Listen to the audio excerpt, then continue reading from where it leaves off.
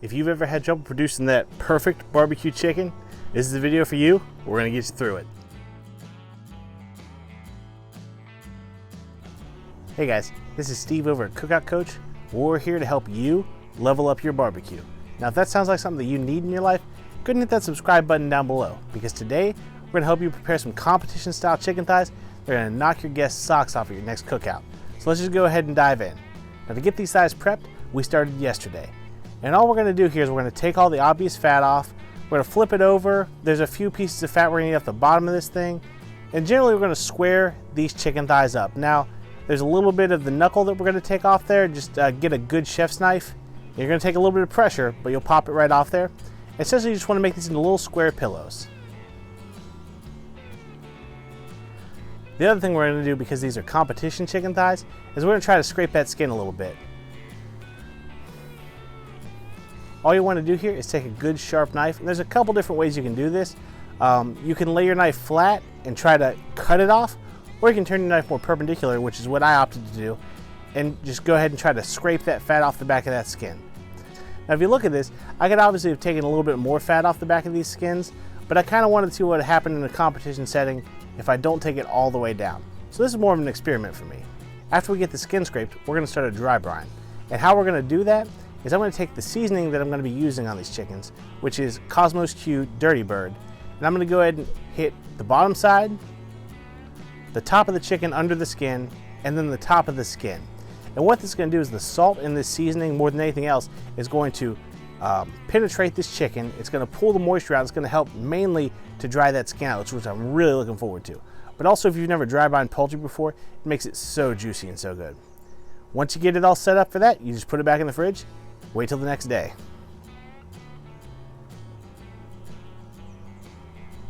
All right, so here we are, day after we prepped our chicken. Let's go ahead and get our pit fired up, and then we'll just go ahead and get the chicken on. So to get our pit fired up, we're just gonna go ahead and add some more charcoal to it. And since I'm looking for a higher heat fire today, I'm just gonna go ahead and put a fire starter right in the middle and sort of mound up around it, light it off. Go and let those coals catch and ash over. Now, as soon as you start to catch, in my pit specifically, because I'm doing this on my Akorn Kamado, I gotta get the heat diffuser on and gotta get the events just down, because these things will run away from whatever you're cooking on at home. We're gonna be shooting for a 275 degree temperature. So however you need to regulate your pit to get to that temp, you go ahead and do that. Okay, so now our pit's up to 275 degrees. Here comes the easy part. All right, so let's finish prepping our chicken. We've got our aluminum pan that our chicken's gonna go in. I've already hit that with some Pam. Now we're just gonna take our chicken, and on the bottom side, I'm gonna hit it with some Cosmos Q Dirty Bird Hot. And then on the bottom and top, I'm gonna hit it with some Cosmos Q Honey Killer Bee. Place it in the pan. Once we get our chicken into our pan, we're gonna go ahead and get it on our pit, and we'll leave it there for about a half an hour, 45 minutes, just long enough to let that crust set on that skin. So we've hit about the 35-minute mark, and I did a little scratch test on these chicken thighs. I'm pretty happy with where the crust is, so we're gonna go ahead and butter and foil them. Now all that means is we're gonna go ahead and I'm gonna take a tablespoon of butter, a piece per thigh, and just stick it right on top. Now, if you want to be more precise, you could do sticks of butter and then you'd have little pads, but these are just coming out of a bigger container of Kerrygold, which is actually kind of nice because when you spoon it out, it makes a little half moon shape. It sits right on top of the chicken thigh. Once we get the butter on each piece, we're just going to go ahead and cover it tightly with foil. We're going to go ahead and put a temperature probe in one of our thighs first, though.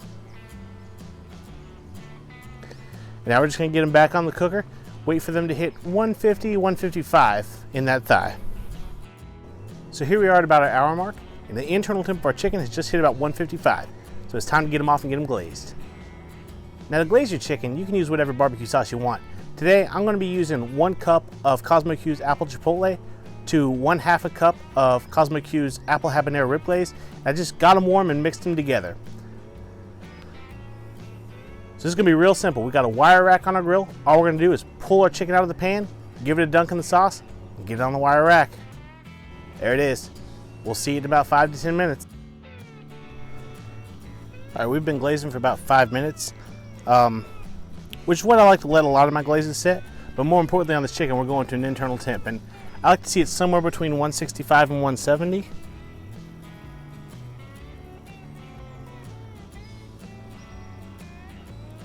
Let's see here. It's 165. It's a big piece reading here.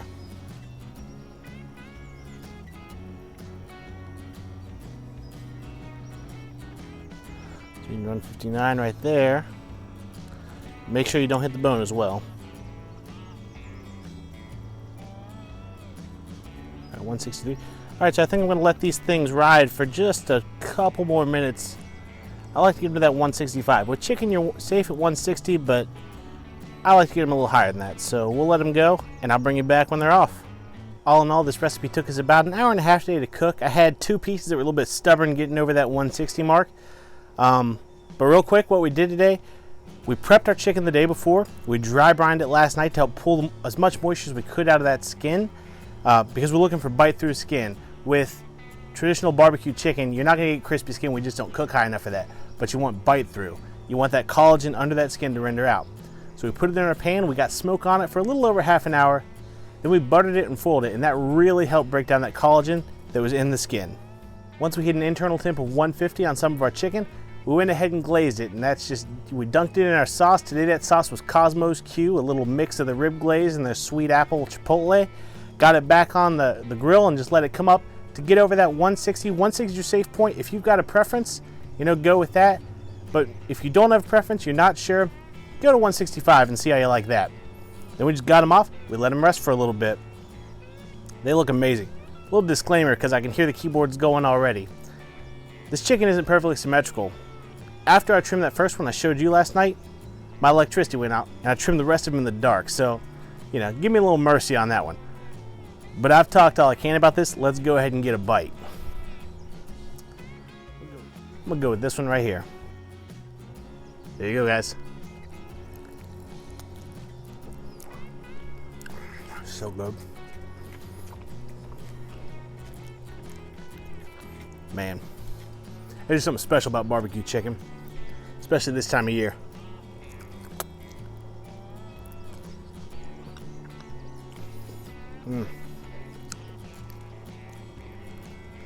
It's fantastic. That sauce, I love that sauce. Cosmo, you did a great job on that stuff. But the combinations of the Dirty Bird Hot, that little bit of kick on that chicken, and then the sweet rubs on top of that. It sounds a little weird when you're first getting used to it, the idea of a sweet chicken, but man, it works. It just works so well. Well, fellas, that's all I got for you today. This is a great one. You can adjust it as you need. If you do it one time and your skin doesn't come out quite as bite through as you want, hey, try to scrape that skin a little bit more. Try to get it in that foil pan for a little bit longer to help break down those collagens. There's different tricks you can do, but you got to find out what you like and what tastes good to you. So till next time, y'all take it easy.